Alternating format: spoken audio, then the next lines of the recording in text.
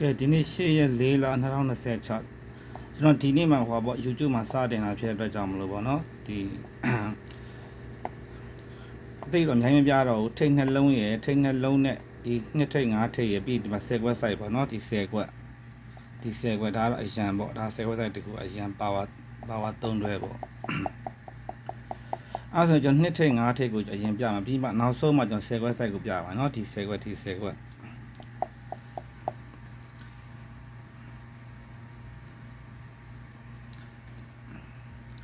ထမင်းစားနားတော့ဟွာပြဆိုတော့နော်နည်းနည်းတော့မြန်မယ်နော်အရင်ဆိုကျွန်တော်နှစ်ထိတ်ကိုရင်ပြမယ်ဒီမှာ9 5ဒီ9ရဲ့5ရဲ့4ကိုတော့ခွန်ရဲ့ခွန်4တဲ့9ရဲ့ခွန်2ကို2 3 2တယ်1 3 1ကို3 8 1တယ်5 8 3ကို5 8 3တယ်2 8 3ကို3 3 3 3တယ်6 3 6ကို8 8 6တယ်သူကတော့6ပွဲပေးထားတာပေါ့နော်သူအဲ့6ပွဲကပထမဆုံးဒီမှာ9 5လေးတော့ခွန်4ပေါ့အဲ့4ကိုသူကဒီမှာသူပြန်လှုပ်ထားရပေါ့နော်အဲ့4ကိုသူကဒီဇောင်း3လုံး2 8 3ည3ညနဲ့4ခွန်3 4နဲ့နော်ဒီ3လုံးဒီ3လုံးပေါင်းရင်သူက4တယ်ပေါ့နော်ပြီးရင်4ပြီးတော့5ခွန်2ကို2 3ည2တယ်သူအဲ့2ကိုလည်း4ခွန်3 4နဲ့9 8 1 8နဲ့နော်4ခွန်3က4 9 8 1က8 4 8ပေါင်းတော့2ပြီးရင်1 3ည1ကို3 8 1တယ်အဲ့1ကိုလည်း9 8 1 9 8 1 8နဲ့2 5 6 3နဲ့သူကဘာပေါ့နော်ပြန်တက်တာပေါ့နော်9 8 1က8 2 5 6က3 8 3ပေါင်းတော့တက်တယ်ဒါ9ထိပ်ဆိုင်နော် sorry မဲပါလို့ပြီးရင်4နှစ်တက်ပြီးတော့ဒီမှာ3 5 8 3 5 8 3နဲ့သူအဲ့3ကိုသူဒီမှာ2 5 6 3ဒီဆောင်လုံးက3အဲ့ဒါ3ဖြစ်အောင်ဆိုဒီဆောင်လုံးက3ညဖြစ်ရမှာဒီမှာ3ည5ရှိတော့9ထိပ်ထဲပေါ့နော်ဒါဆိုရင်9ထိပ်ကသူထားပြီးတော့1ပွဲ2ပွဲ3ပွဲ4ပွဲပေါ့နော်အဲ့ဒါ9ထိပ်က4ပွဲတစ်ချက်နောက်ပြီးတော့ဒီနားလေးမှာပေါ့ဒီကြက်အတူလေးရှိတယ်သူကဒီ2 8 2ရဲ့8ရဲ့2 8 3ညအဲ့3ညတော့ခွန်3ည3ဆိုပြီးတော့3ည4 8 4 8 2ကို8 3 1ဆိုပြီးတော့2တယ်9 3 9 3 2ကို9 1 6ဆိုပြီးတော့2တယ်ပြီးရင်2 4 6 2 4 6ကိုတော့9 6 5ဆိုပြီး6မယ်ဆိုရင်သူက9ထိပ်ပဲเนาะသူကလေး4ပွဲပြီးရင်နောက်တစ်ခုကကျွန်တော်ဒီမှာ2 4 9 2เนาะ2 4 9 2ကိုတော့ဖြီးမယ်အရင်ဆုံးသူကဒီနှစ်ကိုသူကနှစ်ပါဝါခွန်မယ်ဘယ်လိုခွန်မလဲဆိုတော့8 9ခွန်8 9ခွန်4နဲ့ဒီ3ထိပ်နဲ့เนาะ8 9ခွန်4ဒီ3ထိပ်နဲ့ခွန်တယ်ဒီနှစ်ကိုပြီးဒီမှာ4ပါဝါ9မယ်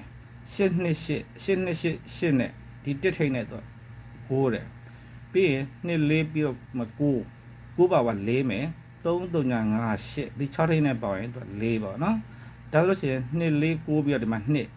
2ပါဝါခွန်မယ်4 3 5 4 3 5 2နဲ့ဒီ9ထိပ်နဲ့ခွန်မယ်ဆိုရင်သူက9ထိပ်ပေါ့နော်သူလေး4ဝဲပဲပြီးလို့ရှိရင်သူကဒီ9 2 3ညဒီ9ကို3ည8 1ဆိုပြီးတော့ပတ်ပြီးတော့9ဒီနှစ်ကို3 3 6ပတ်ပြီးတော့2ဒီ3ညကို1 4 5ဆိုပြီးတော့အဲ့လိုလဲသူကယူမယ်ဆိုရင်လည်းသူက9ထိပ်ပဲဆိုတော့9ထိပ်ကဟောပါဒီလောက်ပဲပေါ့နော်ပြီးတော့2ထိပ်ပြရမယ်2ထိပ်ကတော့9ဝဲရှိမယ်3ဝဲရှိမယ်အရင်တော့ကျွန်တော်9ဝဲတစ်ချက်ပြမယ်9ဝဲတော့ဘယ်လိုလာလဲဆိုတော့ဒီ1 2 3 4 5ဟုတ်ပြီသူကဒီပိတ်ထိပ်8 6ပေါ့နော်ဒီ8ရဲ့6ရဲ့4ပေါ့အဲ8 6 4ကိုသူက3ည4 3ညနဲ့ပြန်4တယ်ဒီ3ည3ည3ညကို8 9 3နဲ့3ညတယ်ပြီးရင်ဒီ8 3 8 3 1ကို8 2 1 1နဲ့ပြန်တက်တယ်ပြီးရင်8 1ဒီ8 1 9ကို3 3ည6ပြန်9တယ်ပြီးလို့ရှိရင်သူကဒီမှာ3 6ဒီ3ရဲ့6ရဲ့9ကိုသူက4 3 2နဲ့ပြန်9မယ်ဆိုရင်2ထိပ်သူကတော့9ပွဲပေါ့နော်9ပွဲဆိုပေမဲ့ထားပါတော့ကျွန်တော်တိတ်မရှင်းပြတော့ပါဘူးเนาะပြီးရင်အဲ့2ထိပ်ကျွန်တော်3ပွဲတစ်ဆိုင်ပြမယ်သူကဒီခွန်8 5ပေါ့เนาะသူကဒီခွန်ကို3ညရဲ့4ရဲ့3ရဲ့3ည4 3ဆိုပြီးတော့ခွန်တယ်ဒီ8ကို8 9 1ဆိုပြီးတော့8တယ်ဒီ9ကိုခွန်2 6ဆိုပြီးတော့9တယ်သူကတော့ဆက်ယူမယ်ဆိုရင်တော့ဟောပေါ့ဒီခွန်3ည4 3ခွန်ဒီ8ကို8 9 1 8ဒီ9ကိုခွန်2 6 5လို့ရှိရင် ဒီ9ကိုသူ8တုံညာခွန်ဆိုပြီးတော့သူခွန်ထိတ်ယူလို့ရတယ်ဒါပေမဲ့ကျွန်တော်ခွန်ထိတ်ကိုမယူတော့ဘူးပေါ့နော်ကျွန်တော်ပြီးမှရှင်းပြမယ် sequence site ဒီ sequence site ဟောပြီးမှရှင်းပြမယ်နော်အဲ့ဒါတော့ဒီခွန်ပေါ့နော်ဒီခွန်တုံညာ4 3ခွန်ပြီးရတယ်ခွန်နှစ်ခက်ကိုကျွန်တော်တုံညာမယ်ဒီခွန်နှစ်ခက်ကိုသူ9ရယ်တုံညာရယ်1ရယ်9တုံညာ1တုံညာတယ်ပြီးဒီ8ကိုသူ8 9 1 8ပြီးရတယ်ဒီ8ရဲ့နှစ်ခက်2 3 6ဆိုပြီးတော့1မယ်ဒီ9ကိုခွန်2 6 5ပြီးရတယ်ဒီ9ရဲ့နှစ်ခက်3ည1 2ဆိုပြီးတော့3ပဲ2ထိန်နော်ပြီးနောက်တစ်ခုကဒီ8နှစ်ဒီ8နှစ်3ည8 3ည8 3 3 6 8နှစ်3ည3ည2ပွင့်ရောတော့8 8 3ည8ဒီ8ကို2ပွင့်ရောတော့6 3 3 6ဒါကကျွန်တော်နည်းနည်းပြင်ရှင်းသားမှကျွန်တော်ရှင်းပြတော့ဘာလို့လဲသူက9နှစ်1နှစ်3ည2 3ည3တို့1နှစ်3လို့လာတာနော်ဒီ2လေး6နှစ်ကို3ည2တယ်4 9 3ည3ကို3 3ည3နဲ့9နှစ်3 4ကိုသူ1 3 4တယ်ပြီးလို့ရှိရင်နှလုံး1နှလုံး2နှလုံး3ဒီမှာနှလုံး3ညနှလုံး8နှလုံး6သူစီနီယာ2ပွင့်ရောနော်3ည8 6ဟုတ်ပြီသူ8 3ည3ည8 8နှစ်ခက်9နှစ်1 8 8 8 8 3လုံး4 4နှစ်ခက်2 3ည2 3ညခွန်8 5 5နှစ်ခက်3ည3 3သူ1 2 3ဆိုပြီးတော့သူဒီနှလုံး3ညဒီနှလုံး8ဒီနှလုံး6 3ည8 6ဆိုပြီးတော့သူစီနီယာသူ2ပွင့်ရော3ပွင့်ရိုက်ထားတယ်အဲ့ဒါသူဒီ8နှစ်3ညကို8နှစ်3ညတော့ဒီမှာဒီ2ရယ်ခွန်ရယ်1ရယ်2ခွန်1ဆိုပြီးတော့3ညရတယ်နော်ပြီးဒီ8 3ည8ကို4 8 6ဆိုပြီးတော့သူ8တယ်ပြီးဒီ3 3 6ကို9 5 2ဆိုပြီး6ပဲဆိုရင်သူက2ထိပ်ဟုတ်ပြီဒါလို့ရှိရင်ကျွန်တော်2ထိပ်5ထိပ်ကျန်တဲ့ထိပ်တော့မပြရတော့ဘူးပေါ့နော်ဘာလို့ဆိုတော့ဒီအရန်များသွားမှာဆိုလို့နောက်ဆုံးမှာခုကျွန်တော် sequence site တစ်ချက်ပြပေးမယ်နော်ဒီ sequence site မပြခင်မှာအဲ့ပါကျွန်တော်ပြရင်တော့ရှင်းပြမယ်ပေါ့နော် sequence site ကသူကဒီမှာဒီ8ရယ်9ရယ်5ရယ်ဒီ8ရယ်9ရယ်5ရယ်8 9 5ပေါင်းရင်2ဆိုလို့ရှိရင်သူကဒီ8နဲ့ဒီထိပ်သုံးလုံး4နဲ့သူကအဲ့လို2တာပါနော်ဒီ8 9 5 2မလို့ဒီ8နဲ့ထိပ်သုံးလုံးနဲ့သူ2တယ်ပြီးရင်8နှစ်5 8နှစ်5ဒီ5မလို့ဒီ9နဲ့ဒီထိပ်သုံးလုံးနဲ့သူ9ရယ်နော်ဒီ9ရယ်ထိပ်သုံးလုံး3ည9တယ်ဒါဆိုကျွန်တော်ဒီမှာဟောပေါ့ကျွန်တော်နှစ်ထိပ်ထည့်မယ်ဆိုပါတော့ကျွန်တော်နှစ်ထိပ်ဆိုလို့ရှိရင်ဒီ9ရယ်ဒီမှာ1 6နှစ်က9ဒီ9နဲ့ပေါင်းရင်4ဖြစ်နေဒါဆိုဒီမှာ3 3ည1မှာသူက4ဖြစ်မယ်ဒါဆို2 1ပေါ့နော်ဒီ sequence site ထဲမှာကျွန်တော်2 1ကို main နဲ့ white ထားတယ်ပေါ့နော်2 1ရယ်5 2ရယ်အဲ့ဆိုရင်8 9 5 8 9 5 2မလို့ဒီ8နဲ့ထိပ်သုံးလုံး4နဲ့2တယ်8 2 5 5မလို့ဒီ9နဲ့ထိပ်သုံးလုံး3ညနဲ့9တယ်ဒီမှာကျွန်တော်တစ်ပိတ်ထည့်မယ်3 3ည1ဆိုရင်4 4ဆိုတော့ဒီ9နဲ့ထိပ်သုံးလုံး9နဲ့4မှာဆိုတော့ဒီမှာ2ထိပ်ပေါ့နော်1 6 2 9 5နဲ့ပေါင်းရင်4 3 3ည1 4ဟုတ်ပြီဒါဆိုရင်2 1အဲ့မှာကျွန်တော်9ထိပ်ထည့်မယ်ဆိုလို့ရှိရင်အခုကကျွန်တော်9ထိပ်ပြတာဆိုတော့ထောက်တာ9ထိပ်ထည့်မယ်ကျွန်တော်2ပိတ်ထည့်ရမယ်ဘာလို့ဆိုတော့ဒီ3 3ည2 3 3ည2 5ဆိုတော့ဒီ9နဲ့ထိပ်သုံးလုံးနဲ့ပေါင်းရင်သူ9ဖြစ်ရမယ်ဟာ sorry 9နဲ့မဟုတ်ဘူးကျွန်တော်စောက်တလဲ sorry သူစက်ကကနန်းညီကိုကြည့်ပဲနော် sorry နော်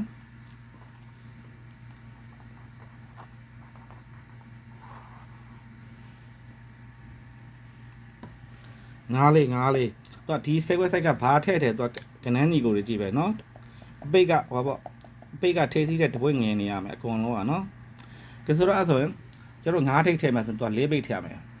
အဲ့ဒါမှသူကဒီ3ရယ်3ညရယ်4ရယ်3 3ည4ရခွန်ဆိုလို့ရှိရင်ဒီ9နဲ့ထိပ်သုံးလုံး2နဲ့မှခွန်ပါဆို1 6ရှိတော့ကျွန်တော်ဟိုထည့်မယ်9ထိပ်ထည့်မယ်မ1 6 5 2ဒီ9နဲ့ပေါ့ခွန်အဲ့ကြမှာသူက3 3ည4ခွန်ဒီ9နဲ့ထိပ်သုံးလုံး2နဲ့ခွန်နဲ့ဆိုရင်သူက9လေးပေါ့နော်ဒါဆိုရင် main ကတော့ဟောပေါ့ဒီ2 1ရယ်9လေးရယ်ဒီ6 5 5 8ကတော့ဒီ9ပိတ်10ပိတ်ကတော့ဟောပေါ့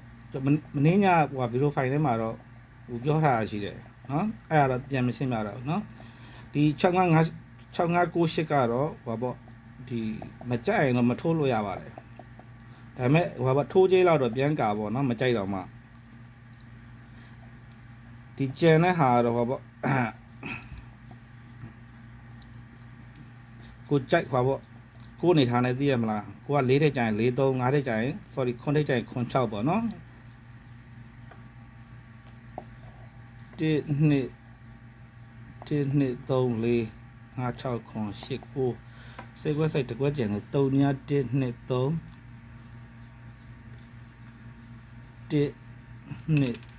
2 3 4 5 6ခွန်8ခွန်8ခွန်တစ်ကွက်ကျန်8ခွန်တစ်ကွက်ကျန်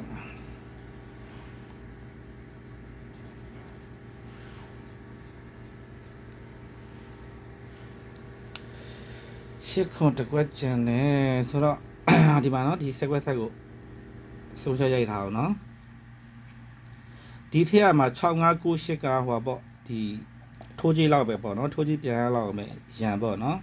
ကျန်တော့ကိုကြိုက်သလိုရန်ဒီကမင်းကတော့ဒီ2တစ်ရယ်5လေးရယ်ဒါတော့ဟိုကိုကြိုက်တဲ့ကောင်တင်ချပေါ့နော်ဒါတော့ကန်ပဲနော်ပြီးရင်ဟိုပေါ့အရန်အနေနဲ့ကြည်ကျော်43ပေါ့နော်နည်းနည်းလေးပို့ထိုးပေါ့43လေးတော့မအောင်လို့ဆိုတော့ဟောပေါ့ဒီကျုပ်ဒီ3ပိတ်ကပြေးလို့ရတဲ့နေရာရှိတယ်ဘယ်လိုရှိလဲဆိုတော့ဒီ3ညရယ်8ရယ်3ည8 8တယ်8 3 5 6တယ်8 1 5 4တယ်ဒါဆိုတော့8 6လေး3ည8 8 3 5 6 8 1 5 4 8 6လေးကျတော့363ဆိုပြီးတော့8 6 4နှစ်เนาะစီနီယာနှစ်ပွဲရောက်တော့4ဝက်ပြေးနိုင်တယ်เนาะဘာလို့လဲဆိုတော့သူကဒီဘာလို့လဲဆိုတော့သူကဒီနှလုံးနှစ်ပေါ့နော်ဒီ246 246နှစ်ကိုဒီ3ညနဲ့နှစ်ပြရတယ်နှစ်ပါဝါ935ခွန်ဒီ4933ကိုသူကဒီ333ပြရတယ်3ပါဝါ2158ပေါ့နော်ဒီ9234ကိုသူက134ပြရတယ်4ပါဝါ3963ဆိုပြီးတော့သူကဝင်သွားလို့ရတယ်ပေါ့နော်ပြီးရင်3938 3159 163 389 3ညပေါ့အဲ့တော့ဒီ43တော့နည်းနည်းလေးပိုးရန်ဒီ2တက်နဲ့5လေးကတော့ဘာပေါ့ကိုအာယုံရှိတော့စောပေါ့နော်ဒီ3ဘက်ကတော့ဘာပေါ့အရန်ပေါ့နော်နည်းနည်းစီတော့ရန်ထားဒီ3ဘက်ကတော့လဲ10ခွဲ site ပဲ10ခွဲ site ဆိုပြီးတော့အဲ့3ပိတ်နဲ့83ပြီးရင်ဆိုတာ2ထိပ်5ထိပ်နဲ့2ခွန်50ထည့်ပေးရတယ်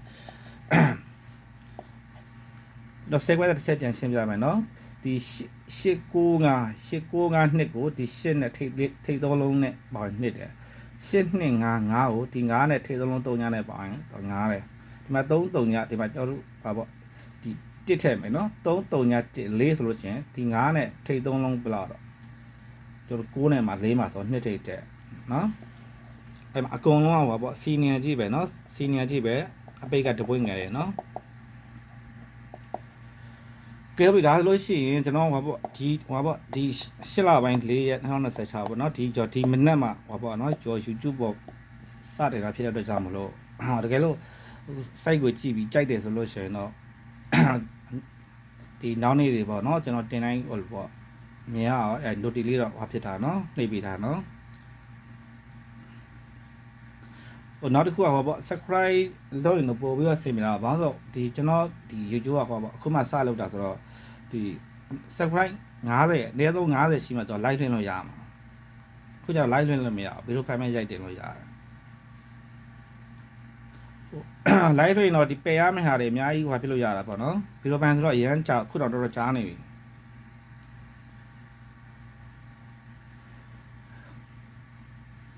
ပြီးရင် also ဒီ43ဆိုတာ4ရလဲသဘောတစ်ခုကသွားလို့ရတယ်6 3 9 8 1အဲ့ဒီက1 3 3 8 5 6အဲ့6က6 3 1 5 5 4အဲ့လေဒီမှာ4ဆိုပြီးတော့เนาะဒါ4ဆိုရင်သူက43ဒီ3ခွက်ကတော်လဲ10ခွက် site ပဲဒါအဲ့10ခွက် site ကတိတ်မကြိုက်ဘူးမကြိုက်ဘူးဆိုမဲ့ဟောပေါ့power ရဲဆိုတော့သူကဘယ်လိုလဲဆိုတော့ဒီ8ရ1ရ881ကခွန်356က4ဟုတ်ပြီ881ကခွန်ဆိုလို့ရှိရင်သူဒီလေးလုံးအခွေလေးကသူပြန်ခွန်လာ3ခွန်2 5ခွန်လာ356က4ဆိုရင်ဒီမှာ1835ဒီလိုအခွေလေးရဆိုပြန်4တာကျောဒီမှာထားပါတော့ဒီနှစ်ထိပ်ထည့်မယ်နှစ်ထိပ်ထည့်မယ်ဆိုရင်သူက4 5နှစ်ပေါ့နော်4 5နှစ်ဆိုရင်1အဲ1ဆိုတာနဲ့သူက6 5 3က4နောက်1ဖြတ်ကျတော့ခွန်ထဲမယ်အဲ့ဒါနှစ်ခွန်သူအကုန်ပါသွားအဲ့ကောင်ကြတော့เนาะဒါပေမဲ့ကျွန်တော်အဲ့ site website ထဲကျွန်တော်ဒီ3ခွက်ပဲရွေးထားတယ်ပေါ့เนาะကျွန်တော်ဒါပဲအကုန်ထိုးမှာ ဘာမှချန်ထားမရှိဘူးမင်းကနှစ်တဲ့နဲ့ငါးလေးကဟိုအာယုံရှိတဲ့ခဏကိုပိုးဆော်လို့ရတယ်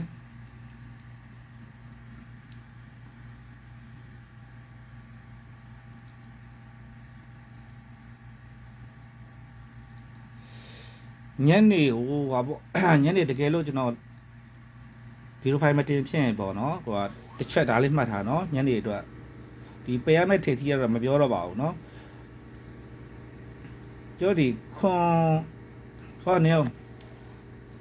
ဒီငါးလေးနဲ့ကျွန်တော်နှစ်တစ်ကိုကျွန်တော်နှစ်တစ်ပို့ကြိုက်တယ်ငါးလေးကလေငါးထိပ်ကတော်တော်ကောင်းတယ်နော်ဒါပေမဲ့ကျွန်တော်နှစ်တစ်ပို့ကြိုက်တယ်ဆိုတာကအကြောင်းရှိတယ်ဘာလို့ဆိုတော့ဒီ863ည863ည4 3ည3ည3 3 831ကနှစ်တော့43နှစ်စီးနေခင်းလာတယ်နော်863ည4 3ည3ည3 3 831ကနှစ်43နှစ်စီးနေခင်းလာတယ်ဘာလို့ဆိုတော့ဒီ863ညဆိုရယ်4အဲ့4ရဲ့နက်ခက်ကနှစ်895နှစ်နော်895နှစ်တာ863ည4 4နက်ကဒီနှစ်895နှစ်ပြီးမှဒီ8နဲ့ထိတ်3လုံးနဲ့ပြန်နှစ်တာပြီးရင်3ည3ည3အဲ့3နဲ့ခက်က9 8နှစ်9 9ပြီးမှဒီ9ထိတ်နဲ့ထိတ်3လုံး3ညနဲ့ပြန်9တာပြီး831ကနှစ်နဲ့ခက်ဒီ4 3 3ည1 3 3ည1ဆိုပြီးတော့4ပြီးမှအဲ့3 3ည1 4မလို့ဒီ9နဲ့ထိတ်3လုံး9နဲ့4မှာဆိုရင်နှစ်1အဲ့ကြောင့်ကျွန်တော်နှစ်1ကိုပို့ကြိုက်တယ်ဒါပေမဲ့9ထိတ်ကလည်းတော်တော်ကောင်းတာဆိုတော့ဟိုပါပေါ့ငါးလေးလည်းကြိုက်တာပဲဒါပေမဲ့နှစ်တစ်ကိုကျွန်တော်ပိုကြိုက်တယ်ဘာလို့ဆိုတော့တစ်ပိတ်ကတစ်ချက်ရှိတယ်